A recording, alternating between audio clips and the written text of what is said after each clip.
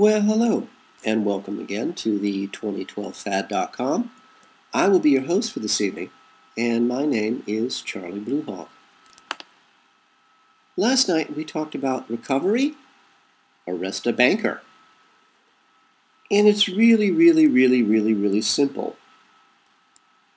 It's not bad luck what the economy is going through now. It is a racket. A bunch of con men, a very small number of con men, have conned us out of our country, out of our money, out of our jobs, out of our homes, out of all that we own. They have conned us. They're thieves, they're crooks, they're liars. And they're petty con men too. They're not sophisticated like you see in the movies. They're basically thugs. And they're thugs who've gotten their positions in this life because of who their mommy and daddy were. Just like their mommies and daddies got their positions in life because who their mommies and daddies were. It's a family business. It's a family of petty thugs. And when you see the Queen of England or Obama or Bernanke on camera and they look, very well dressed and very well presented, at home, when there are no cameras, they're brutish, drunken, petty, ugly thugs. It's really simple. None of this is complicated. Honestly, none of this is hard. So, since they are nothing but petty crooks, what they used to call racketeers, we have something that our brutish, petty thug masters created called the RICO Act. The RICO Act was a law that our masters passed, junior management. They passed this law so they could help destroy you and me and anybody who was fighting them. The RICO Act was, well, we have no proof, we have no evidence that you're a criminal, but we think you are. And just because we think you are, we're going to seize your bank accounts, we're going to take your home, we're going to take your cars, we're going to take your jewelry. We're going to seize everything that you own because we have decided that you're a criminal. And we're going to take that money and give it to the government. Of course, the government is nothing but criminals themselves. But the RICO Act still exists in the United States. I don't know what you have in Israel or the UK. It's up to you to decide. But in the United States, we can do something legal and something real with the RICO Act. The RICO Act was like all of the laws our masters passed. It's a joke. It's a criminal offense against the Constitution. But in this case, it works for us because we can use the RICO Act against our politicians, against our corporate owners, against junior management. The Clintons, the Bushes, the Bernankes, Henry Kissinger, Madeleine Albright, all of these petty crooks and thugs. We can do a citizen's arrest. You and a million of your closest personal friends, all with guns, doing no violence unless you're attacked. You only use your weapons to defend. You never, ever attack. Never. Because that's what our masters want. And since they're unbelievable cowards, they're prepared to run. But we can use the RICO Act to get our money back. While these criminals are on trial, under the Constitution, there are provisions for how you would do a citizen's arrest. Under the Constitution, we are required by law to defend ourselves, our neighbors, our countries against all enemies, foreign and domestic. And in today's criminal society known as the United States of America Incorporated, even mentioning the Constitution makes you a terrorist. So the funny thing is, if any of this can be funny, carrying a gun in plain sight, which is your right under the law, that's legal. But carrying a copy of the Constitution is illegal. Carrying a gun in plain sight just makes you a U.S. citizen. Carrying a copy of the U.S. Constitution makes you a terrorist. This gets us back to up is down. Left is right. Yes is no. War is peace. A very smart fellow by the name of Orwell wrote about this many years ago in something called a book called 1984. The first thing you have to do to take control of a government is stop educating the people. Amongst the other things you do is you change the meaning of words. Because words have power over us. Words have power over the universe. So you change the meaning of words. But the reality is, under the RICO Act, this illegal law, we can take our money back from all of these criminals, and you know who they are. We arrest them. We get our money back. We hire ourselves from the money that we have seized from these criminals, our money. So you and a million of your friends who marched on Washington, D.C., who marched on Wall Street, who marched on the Pentagon, who marched on the CIA, the NSA, Echelon, the IRS, the Federal Reserve Bank. Well, you need salaries. You need expenses covered. You need all this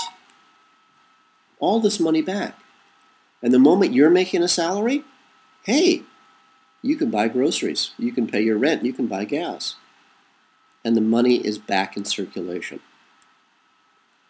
It's not hard. It's not difficult. We take our money back, means we take our country back. We take our world back. We take our lives back.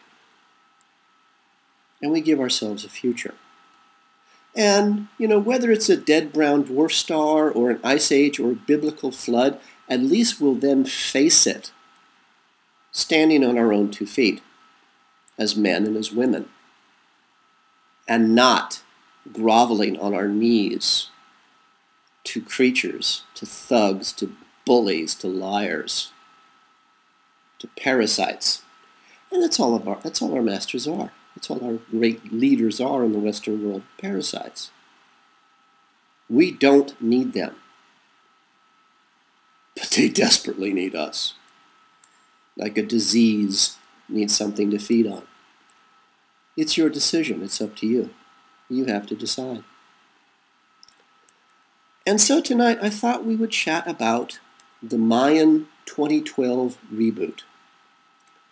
And everybody talks about this, and it's, all kinds of debate is going on. And the only things that come to mind when I think about the 2012, the end of a cycle of time, let's say, the end of a calendar. A couple of things come to mind. Whether they're true or not, I have no idea. I'm just thinking out loud. We're having a talk. We're having a cup of coffee. We're chatting. You and I chatted about Betelgeuse a couple of nights ago, and how, if memory serves, Betelgeuse is 524 light years away from us, which means the light that we see from Betelgeuse is 524 years old. And Betelgeuse, theoretically, the story goes, the fairy tale goes on, that the elder race, the giants, who may or may not have been here helping us. There were giants here, but little ones, 14-footers. I'm talking about 100-foot giants. I'm talking about, wow, Jack and the Beanstalk stuff. I'm talking about somebody you would notice at Kmart. They went, the elder race, the giants, went and fought the ancient old ones, the enemy. The first creatures, I think, that Satan, Yahweh, created in her bid to become God, in this tiff she's having with her lover, God, Amalek. And the fairy tale goes that the elder race, the giants, defeated the ancient old ones, who were basically the titans from Greek mythology, diseases miles wide, mindless, vicious, horrifying things. They imprisoned them in a star called Betelgeuse.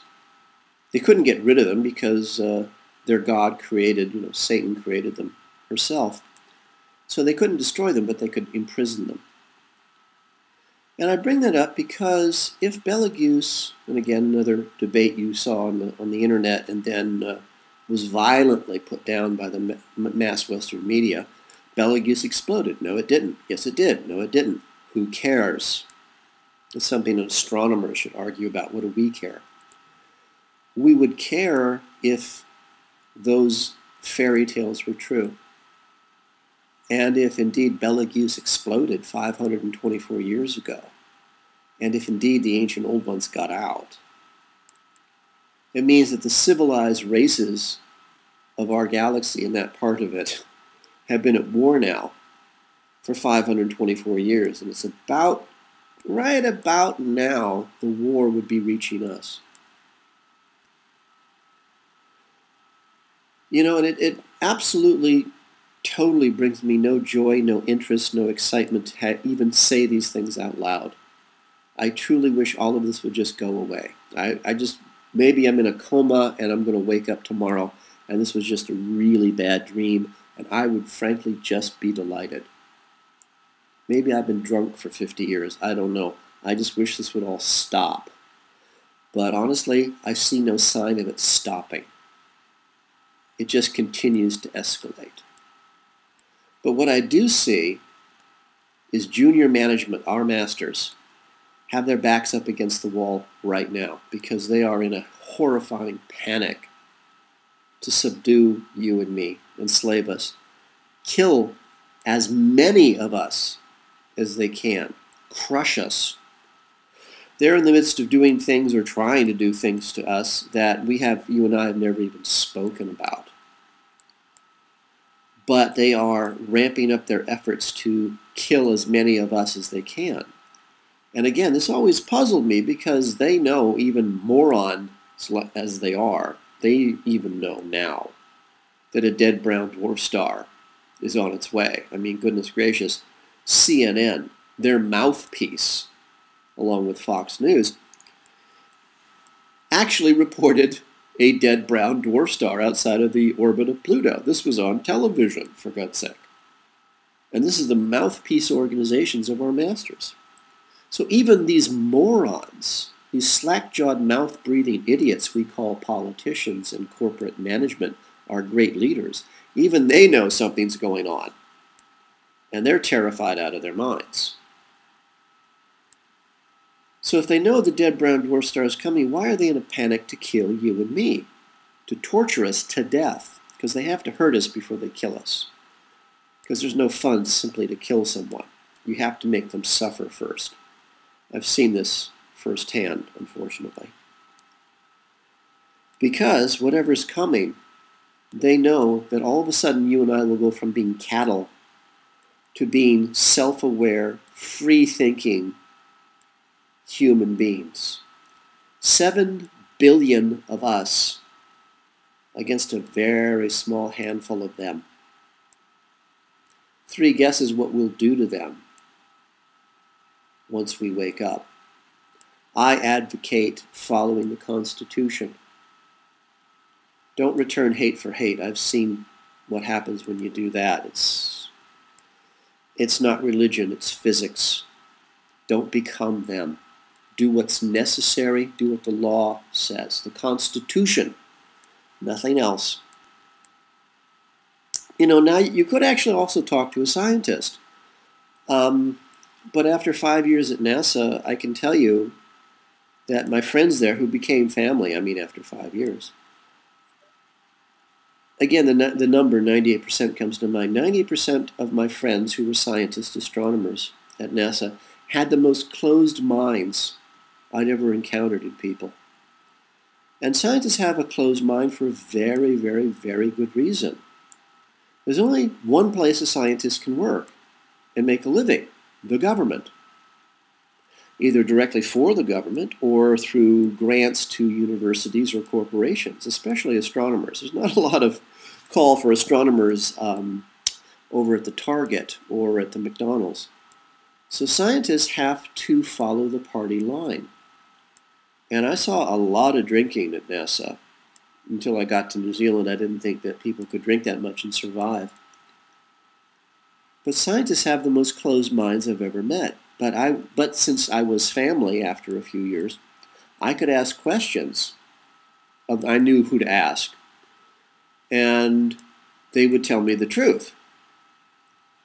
But they would always say at the end, "You never heard this from me. we never had this conversation. And I learned some really incredible things that someday we're going to have to segue into some of our conversations with you and I, especially about the moon. But you can try to talk to a scientist, but they can't talk in public, and since if they don't know you, they don't know who you are, they're not going to tell you the truth either. So we're sort of stuck, you and I. And it gets back to, I listen to what you say, I watch what you do. Listen to what our masters say and then watch what they do. That's all I can suggest. I'd also suggest you stop eating poison and give your body a chance to clear out so your mind will begin to work again. But it's up to you. Which gets us to the Mayan 2012 reboot. You and I have talked in the past about, where are we actually living? Are we inside of a educational virtual reality program? You and I are 19 years old. We're at university. Our parents have spent a lot of money for us to get the best education they can afford. So, you and I, 19 years old, we go to class. Class consists of lying on a couch, having a headset put on us, and plugs us into a virtual reality environment where we live an entire lifespan. We're born, we live, we die. Let's say you and I have signed up for North American Studies with a minor in American English. And so for 50, 60, 70, 90 years, you and I live this virtual life in a virtual world. Whether or not the program has gone bad or not, we've talked about that. So you and I are in a virtual world, and we live an entire lifetime in a couple of hours. You and I are going to wake up from this virtual reality program when we die here, go back and we're 19 years old. Not even a day has passed. We're now, have some soup to recover, then we're going to go out and party with our friends because, hey, we just got our degree. We passed the course, we hope, because God knows I don't want to do this again. So if we're inside of a virtual reality educational program, maybe where you and I now are lesson 1. And lesson 1 ends, according to the program, in 2012, at which point lesson 2 begins. But there's no information on lesson 2 because the virtual reality program has to take all of our actions, or more specifically our reactions to what's been done to us here, into account, and then decides what lesson 2 is really going to be. What's the next step in the educational program that you and I have signed up for, and our parents have paid a lot of money for. So, 2012, according to the Mayans, well, that's the end of their calendar. It's the end of lesson 1. We have no idea what lesson 2 is because we haven't gotten there yet, and the computer we're inside of hasn't decided what the next lesson plan is, because it's all based on our reactions, yours and mine. You and I are not judged by what's done to us. We're judged by how we react to what is done to us. For example, this one's kind of hard for me to talk about. People you love are killed by a drunk driver, and your life ends because they're gone. You weren't in the car, you wish you were, but they're dead, you're alive. How are you going to react to that? Are you going to go out and start shooting drunk drivers in the head? Are you yourself going to become a drunk driver and hope that you die, or kill somebody to get even with the world? Or are you going to join Mothers Against Drunk Drivers and try to outlaw drunk drivers and put them in jail and leave them there? You're not judged by what's done to you. You're judged by how you react to what is done to you. And that's where lesson 2 comes in. So 2012, lesson 2 begins. What is it? Haven't a clue. Machine hasn't decided yet. You and I have also talked about the possibility that you and I are inside of a 3D holographic box. There's another fairy tale we've talked about, another fantasy, where you and I are the survivors of a civilization that was destroyed. in war. And we're just escaping. We're all that's left. So, our very bright scientist took a 3D holographic photograph of the universe. Took a snapshot. Click. You've now got a 3D photograph of what the universe is. But it's not real. It's all there. All the information's there. But it's static. It doesn't evolve. It doesn't grow. It doesn't change. But it can do one thing. It can preserve you and I, which means that you and I are existing right here, right now, inside of a 3D holographic box, and all you and I are particles of light inside of this holographic box. We are our soul, if you will, and I hate these terms because I am not religious. I'm a realist. I have no interest at all in religion, but I'm trying to think of words that we will both understand. So if you and I are actually survivors of a Holocaust, and our scientists have preserved the essence of who you and I are, we've been reduced to particles of light. And we're living inside of a holographic box, a snapshot of the universe. And it only has one function: to keep us alive. We don't grow, we don't evolve, we don't get better, we don't improve, because the program has limited space on the hard drive. So the end of the Mayan calendar, 2012, means the program reboots. All of the memories that you and I have accumulated in our life here is erased, deleted. Only the core program, you and me, particles of light, survive. So, in order to keep us, quote-unquote, sane, it's not doing much for me, we're going to live the entire program again. Exactly the same. No changes, nothing alters. Except for the fact, I think, if this is the scenario that actually is real, I think that the erasure of our memories from the previous plane of the program is not complete. That's where deja vu comes in. I've done this before. I know you were going to say that. That sort of thing comes in. Because we're living the same program, the same event, over and over and over again. Until whatever ship we're on arrives, wherever it's going. And you and me, as particles of light, they created new bodies for us, and we're back in the real universe again. We could have lived this same exact identical life a million times. And any of us who know anything about computers know there's various levels of erasure possible for your computer. There's a standard erase. Okay, I'm just going to erase this file. Okay, it's gone. You know what? It really isn't.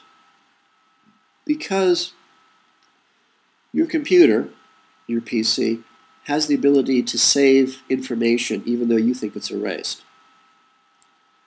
And for those of us who know how, we can actually restore files that you think have been deleted on your computer. They haven't been. So it really depends on the level of erasure we're talking about in this 3D holographic box. There's something called government level wipe, government level erasure, which clears all of your files completely. They really are gone from your hard drive at that point, but most people don't bother with that. This is the scenario that scares me the most. You and I cannot evolve, we can't grow, we can't be anything other than reliving the same story over and over and over again. It's the same as watching your favorite TV shows over and over and over for year after year after year. You look at the actors and they're doing the same thing they did last year, that they did the year before, that they did the year before, that they did the year before. They're locked in this cycle. They can't say anything different. They dress the same, they're in the same places, they're telling the same jokes. Why? Because it's the program they're locked in. And if that's what's happening to you and me, that's not a pretty concept. That's kind of a grim thought. I just hope the ship arrives wherever it's going. So maybe the 2012 reboot simply starts this particular TV show again. And we say the same funny lines, and we do the same silly things over and over and over. But in the back of our minds, you think to yourself, I've done this before. The other possibility for the 2012 reboot is that this really is the real world. We're in the real universe. Everything is real. And somebody, much bigger than us, is using us as lab rats, putting us in a maze and seeing which way we'll turn left or right. Will we take the cheese or not? Will we spring the trap or not? And the 2012 reboot, I call, might be something as simple as corporate decision. In a corporation, the answer would be, hey, that's not my department. Hey, I was only hired to do 2012, okay? Whoever does 2013 and beyond, that's someone else's department. That comes out of somebody else's budget. This is not coming out of my budget, not my problem. Or maybe they just didn't know what was going to happen. Maybe all of their calculations were geared for this cycle of time, and they just honestly didn't know. Because you and I, if this is the real universe, you and I create the universe simply by existing. We create the universe simply by talking, which is why I'm talking to you. I'm hoping we can, just you and me talking, we can recreate the universe and make it a, well, frankly, a better place. So maybe they just didn't know. Or corporate answer, hey, that's not coming out of my budget. Get somebody else to do it. Not my problem.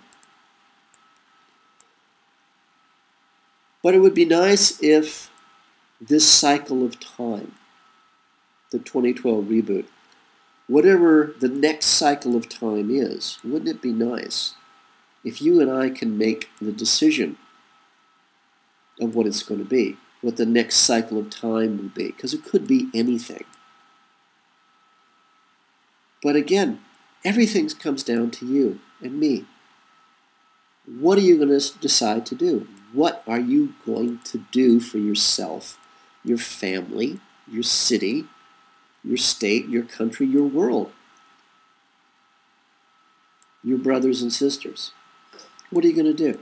Nothing? Well, I'm pretty much guessing then the bad guys win. And the next cycle of time is going to be really, really grim. Or you could simply say no to our masters, at which point they're stuck. Or you could simply turn your backs on our masters and walk away. Or you and a million of your closest personal friends could put them in jail, get our money back, and the next cycle of time, 2013, will be a breath of, oh, thank God that's over with. Okay, we got a dead brown dwarf star to deal with, and an ice age and a flood, but you know what? Now we're free. We're clear. I can think for myself. I can see the world for what it really is. I can face it now. As a man, as a woman, I can face it standing on my own 2 feet and not groveling on my knees in the mud to a bunch of psychopaths. Every day I learn a little more about who I am. Not who I was supposed to be, of course, because he's dead. The CIA killed him. Not who nature meant me to be, because he's dead. The CIA killed him. Not who I wanted to be, because, well, the CIA killed him. But who I really am. I haven't a clue who that is. But the ancient Celts left us with a dream. They left us the Brian laws. They left us with the idea that yes, you can, or more specifically, I am. I am that I am. I am myself. I am no one else. I own myself. I am sovereign unto me. I own my own life. No one owns me. And they said it very beautifully. May you live as long as you wish. May you love as long as you live. For the 2012fad.com, this is Charlie Bluehawk.